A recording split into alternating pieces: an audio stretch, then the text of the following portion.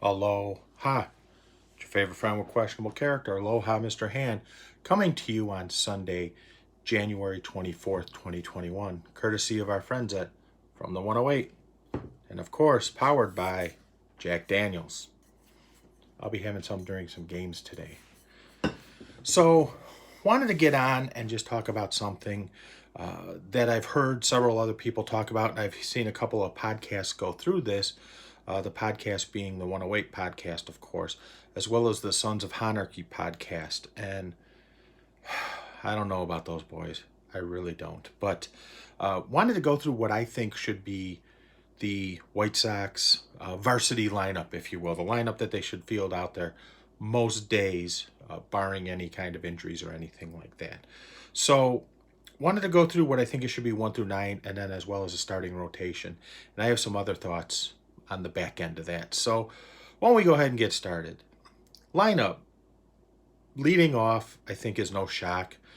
Tim Anderson, TA at shortstop, should be your leadoff hitter. Now, I know he's not the prototypical leadoff hitter, but he seems to have excelled in that with the batting average and everything else. Do you wish he would walk more? Yeah, sure, absolutely. But at the same time, he gets the job done. He seems to be the spark plug and the leader of this team, and there's not a better spot to put him than at leadoff so he can truly lead this team. Batting second, I know a lot of people are going to be upset when I say this, and I'll explain my rationale. I would have Nick Madrigal batting second. Reason being, you have to take into account who the manager is. Tony La Russa is the manager of the White Sox. Like it, hate it, he's the manager. One of the things he likes to do is hit and run on occasion. Now, you can argue about giving up the out versus being aggressive and everything else, and I'm not going to go down that path. But if you want to use that model of getting TA on and then hitting and running with him, Madrigal is the perfect guy to do it with. Low strikeouts, back control, things of that nature. And I would hate to waste an out for someone else, like, let's just say a Yohan Moncada in that number 2 spot when you're trying to hit and run. So based on the profile of hitter that Madrigal is, less power, more contact, I think he's the perfect guy to bat second in this lineup based on what the manager wants to do. So feel free to come at me if you want. Think that's a terrible idea, but that's just my thoughts. I would, not to single out the guy or anything else, he does serve a purpose here. I would hate to waste a power guy, a quote-unquote power guy, in a number 2 hole in a hit and run situation. So that's my thoughts on it. Batting third, Jose Abreu. Need I say more? I thought he would have a good year in 2020. I really did. I did not think he would win MVP. So if you want to come at me about that, feel free. I'll own it. I'll wear it. I thought they could have bumped him down in the lineup a little bit, but hey, part of doing this stuff is admitting when you were wrong on things, because I'm sure as fuck gonna brag when I'm right. So batting fourth, a combination of DH, center, DH and left field. I almost said center, but left field. Eloy Jimenez. I think he is a great guy to have batting behind Abreu because he gives Abreu protection. Something Abreu really hasn't had for most of his time with the ball club. I just think Eloy's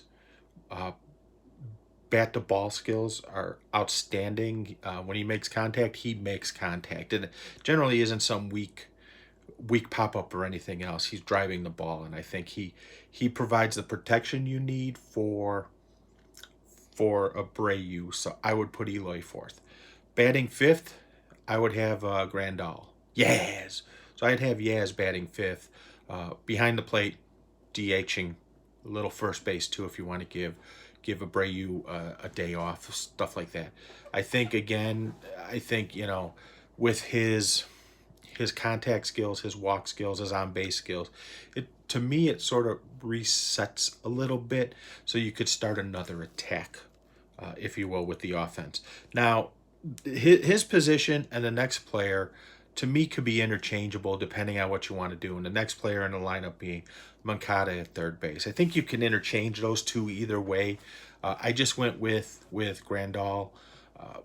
up there to try and reset, because I think you can then get Moncada to do more contact and possibly drive him in. So following after Moncada, Luis Robert in center field. I think in time Robert will move up in the lineup, but I still keep him down lower at this point in time, just to get him some more at bats, some more experience, and everything else. I think the guy's gonna be an absolute stud, in my opinion. He needs to show it on the field, because that month of September, that was bad. Looked like he was starting to turn it around in the playoffs, but that month of September was not good. Not good at all.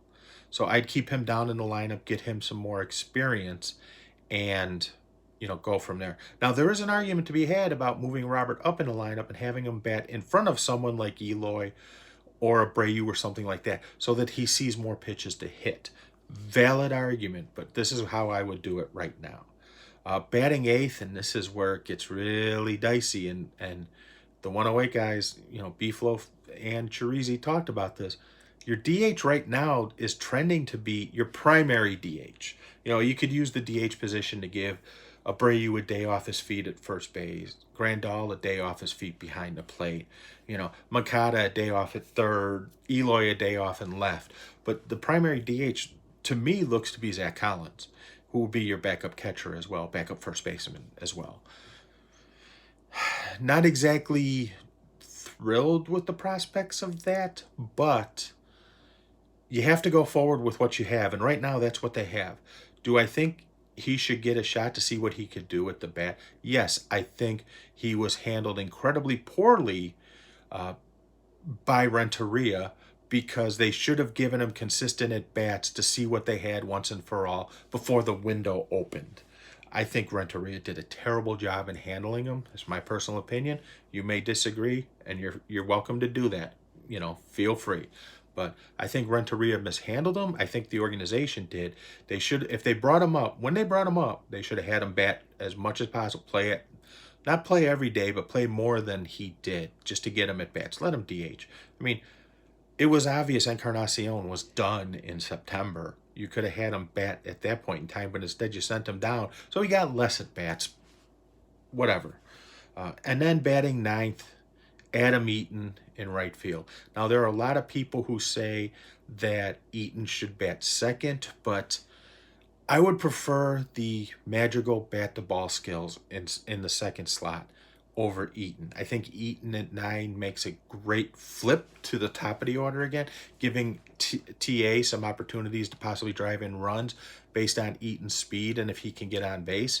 So I prefer Eaton at 9. I just think it builds a better lineup 1 through 9, a better attack 1 through 9. That's my personal opinion. You guys are welcome to have your own.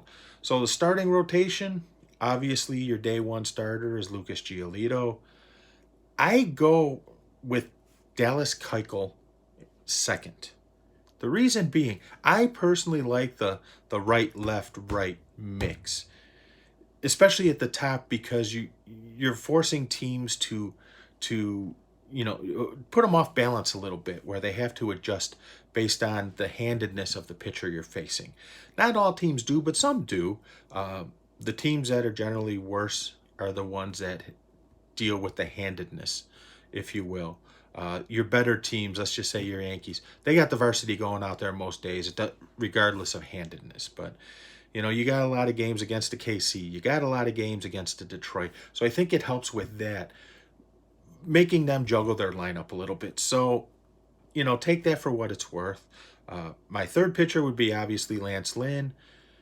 Right now, Dylan Cease is number 4.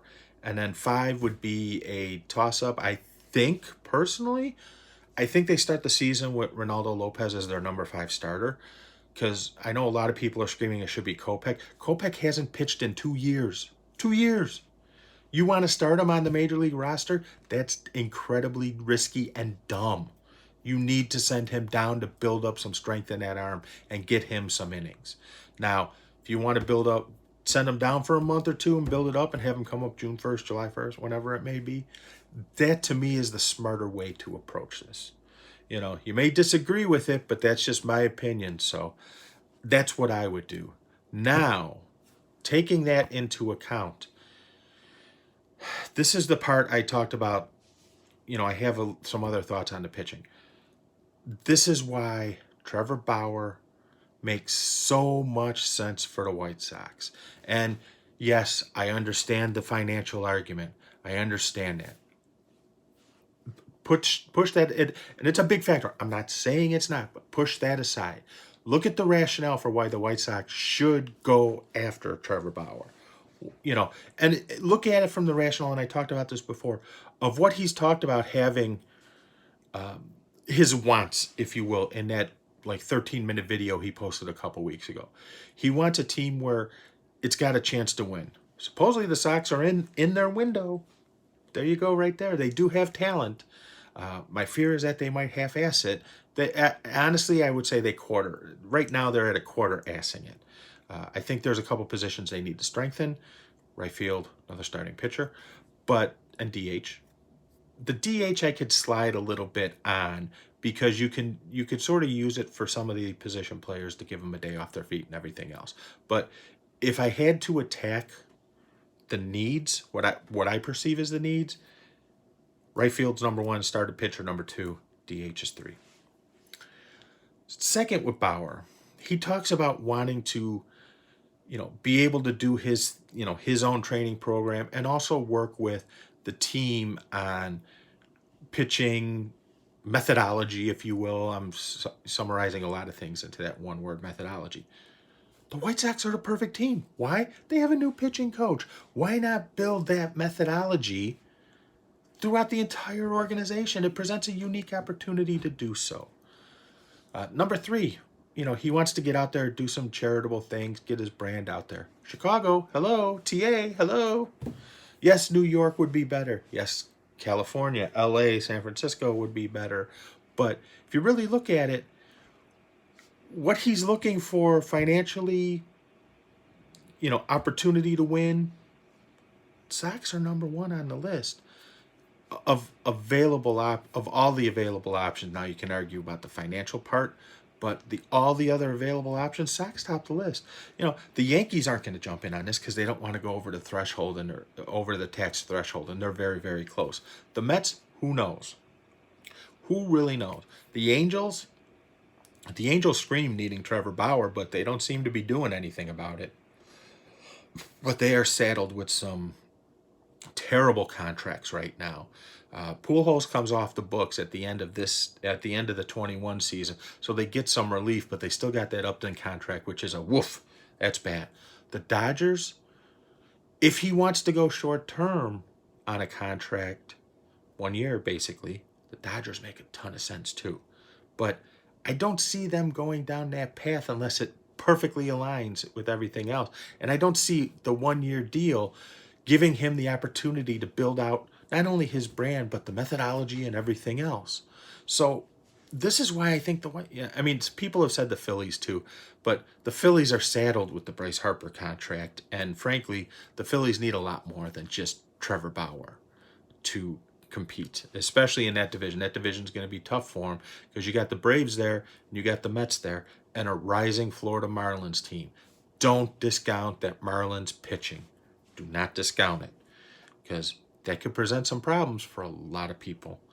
But that's why I think Bauer makes so much sense. And the one redeeming thing I will say about the Bauer negotiations that are currently going on, whatever you want to call it, there's nothing. It's dead silence.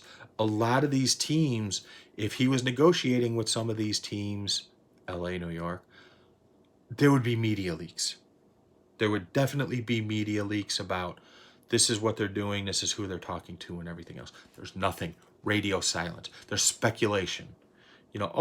We speculate. The only thing we've heard of him talking to anyone is a call he had either Christmas Eve or New Year's Eve with the Toronto Blue Jays. That's it. Notice he still isn't signed. And the Blue Jays just signed George Springer as well for 6 years, $150 million. Now, you could say what you want about the contract. I think they're going to regret years 5 and 6. But if they win a title in years 1 through 4, guess what? It's worth it. Ask the Cubs about that with Aroldis Chapman and Gleyber Torres. Ask them about Jason Hayward. May have given the most expensive pep talk ever. But they got the ring. That's what it's about. It's about the ring. So those are my thoughts on this. Hope everyone has a great day. I pray to God, I don't see this happening, but I pray to God that the Tampa Bay Buccaneers can beat the Green Bay Packers. Fuck the Pack. The Pack won't be back in my lifetime, I pray. And I hope everyone has a good day. Hopefully we don't get this snowstorm that everyone's talking about, but if you do, stay safe. Be careful out there. And with that, I am done. Bang.